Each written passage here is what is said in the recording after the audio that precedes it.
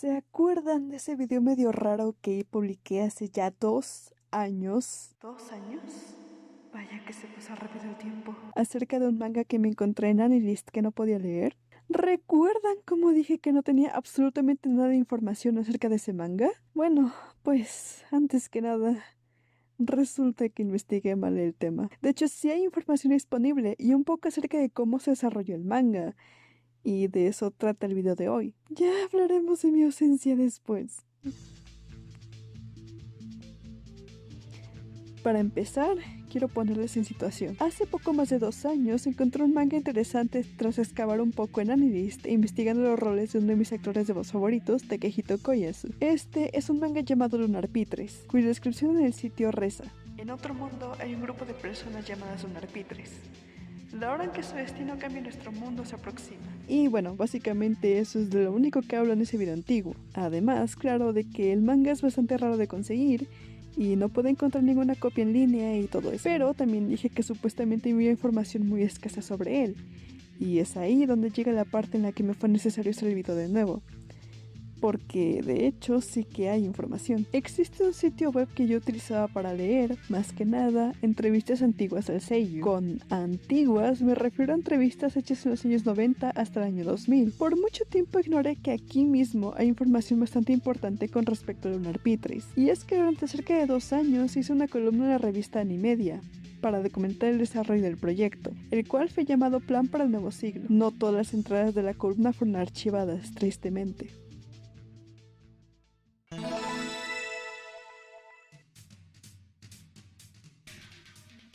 La columna comenzó en octubre de 1998, detallando más que nada cómo fue el proyecto Vice, una creación hecha por el mismo Takehito Koyasu, que era más que nada una excusa para hacer una boy band. Comenzó mencionando que sería difícil que serie dramas que no fueran comedia vendieran en el mercado, y la idea que tenían tanto Koyasu como la revista de hacer un manga especial para el año 2000. No habrían más entradas archivadas hasta de febrero de 1999, la cual se centra en la creación de los diseños de personaje de la mano de Maki Fuji, una artista que trabajó junto a Koyasu durante la etapa Vice. Ella también dirigió el episodio 22 del anime, el cual es uno de los mejores que se ven en toda la serie, aunque tampoco es tan difícil superar la calidad original. Una curiosidad de esta entrada en particular es que tanto Fuji como Koyasu están usando la estética que empleaba la banda La Conciel en ese momento, cuando aún eran considerados Visual Kei, pues ambos son fans muy grandes de la banda. Se menciona también que uno de los temas principales del manga sería el amor platónico, que en este caso se refiere a un cariño entre los protagonistas que no es romántico. Mira, que yo tengo mis quejas con respecto a cómo se usa el término en nuestro idioma,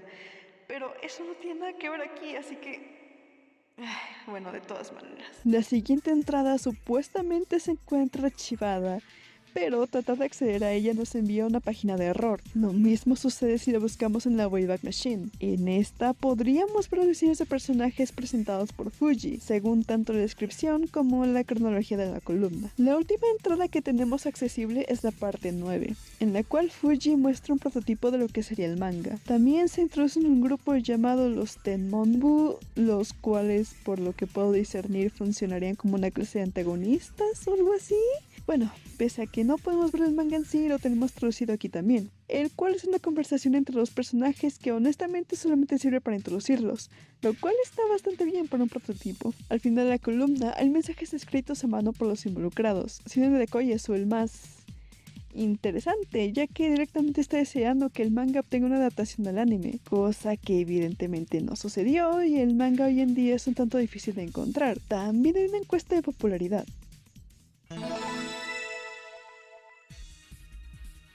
Y eso es todo lo que se tiene de esta columna. Es muy interesante verlo, ya que algo que personalmente asumí era un nuevo intento de escribir una historia tras el bastante éxito que tuvo Vice Cruz, resultó ser al final un proyecto un tanto ambicioso, creado específicamente para recibir el nuevo milenio. Las preparaciones al parecer fueron bastante intensas, pues en las descripciones de las columnas que no podemos ver sugieren que tanto el editor Orita como Koyasu hicieron cosas como Tai Chi, meditación zen, visitar divinos, e incluso visitaron un observatorio para este proyecto. Y el entusiasmo es demasiado palpable aquí, es bastante pero bastante triste como el manga cayó en el olvido y es...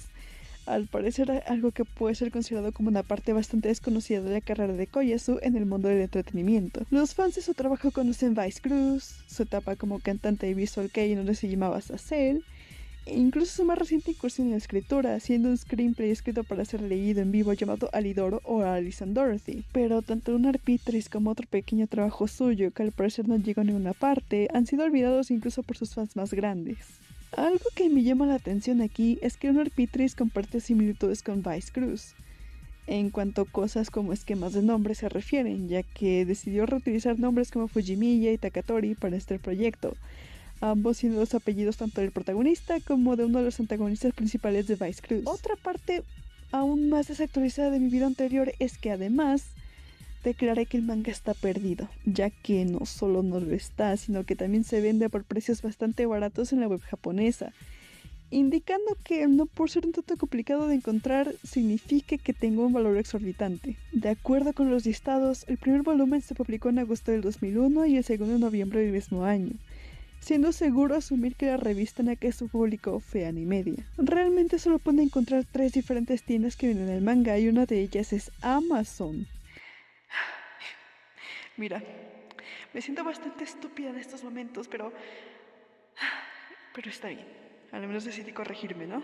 Eso sí, siguen sin haber scans y realmente solo sería cosa de comprar el manga.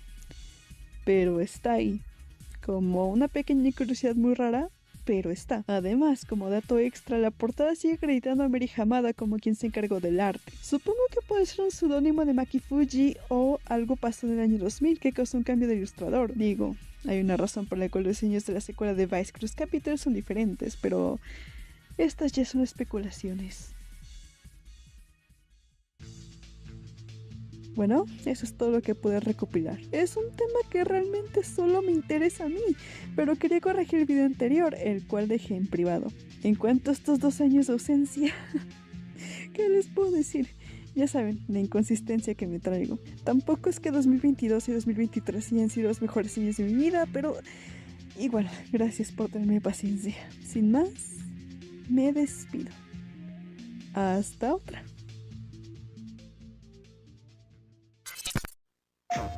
どうよ今度のファンダム。なかなかですね。語られなかったエピソード、数々のミニゲーム、そしてなんとカードゲーム付き。初回生産分だけですけどね。テイルズ・オブ・ファンダムボリューム2。予約特典も